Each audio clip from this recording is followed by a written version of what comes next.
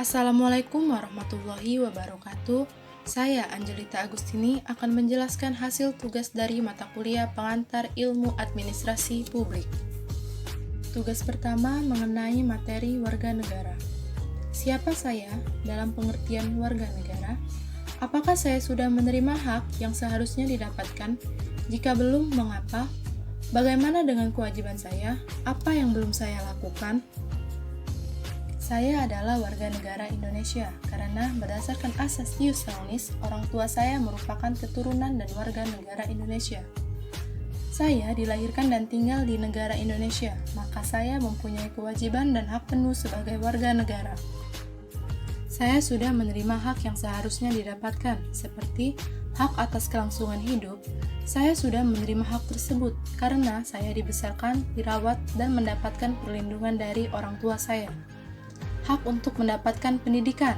Saya sudah menerima hak tersebut karena orang tua saya mendaftarkan sekolah dan membiayai pendidikan tersebut, serta saya mendapatkan ilmu yang diberikan dosen di perguruan tinggi. Hak dapat berkembang.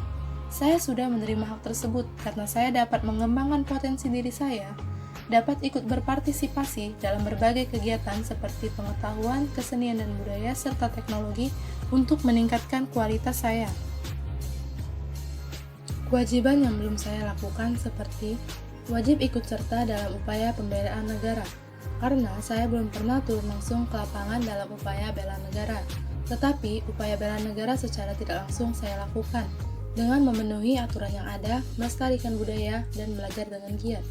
Selanjutnya, wajib ikut serta dalam usaha pertahanan dan keamanan negara, karena saya belum memiliki kemampuan yang cukup untuk ikut serta dalam usaha pertahanan dan keamanan negara secara langsung. Selanjutnya, tugas mengenai materi masyarakat madani di Indonesia. Pertanyaannya adalah, bagaimana aplikasi civil society di Indonesia? Bagaimana pendapatmu, praktek serta peran dari pilar-pilarnya? Bagaimana pendapatmu jika dilihat dari kondisi elemen masyarakat madani itu sendiri?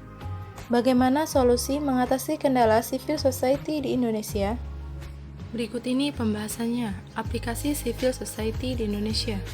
Civil society atau masyarakat madani pertama kali diperkenalkan oleh Dato Sri Anwar Ibrahim dalam ceramahnya pada Simposium Nasional dalam rangka forum ilmiah pada acara Festival Istiqlal di Jakarta pada tanggal 26 September 1995. Masyarakat madani merupakan masyarakat yang beradab, menjunjung tinggi nilai-nilai kemanusiaan yang maju dalam penguasaan ilmu pengetahuan dan teknologi. Aplikasi civil society di Indonesia masih memiliki banyak kendala karena sumber daya manusia yang belum merata, masih sangat rendahnya pendidikan politik di kalangan masyarakat, kondisi ekonomi nasional yang belum stabil pasca krisis moneter, serta tingginya angkatan kerja yang belum terserap karena lapangan kerja yang terbatas. Praktek serta peran dari pilar-pilarnya. Yang pertama, lembaga swadaya masyarakat. Menurut saya, kurangnya pengawasan dari pihak pemerintah sehingga terjadi ketidakjelasan dan mementingkan kepentingan pribadi. Yang kedua yaitu pers. Pers berkembang pesat dan semakin canggih tetapi justru pro kepada pemerintah. Yang ketiga, supremasi hukum. Masih ditemukannya ketidakadilan karena terdapat hukum yang tumpul ke atas dan tajam ke bawah. Yang keempat, perguruan tinggi sebagai tempat menyalurkan aspirasi masyarakat, tetapi terdapat kendala yaitu kurangnya kebebasan dalam penyaluran aspirasi. Yang kelima, partai politik. Menurut saya, partai politik terkadang hanya mementingkan kepentingan partai dibanding kepentingan masyarakat.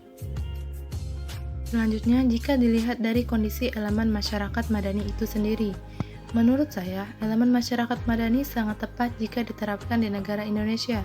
Tetapi dalam mengaplikasikannya masih terdapat kendala seperti 1. Keberadaan area ruang publik. Masyarakat tidak bebas dalam berpendapat dan masih terdapat rasa takut dan terancam untuk transaksi sosial politik.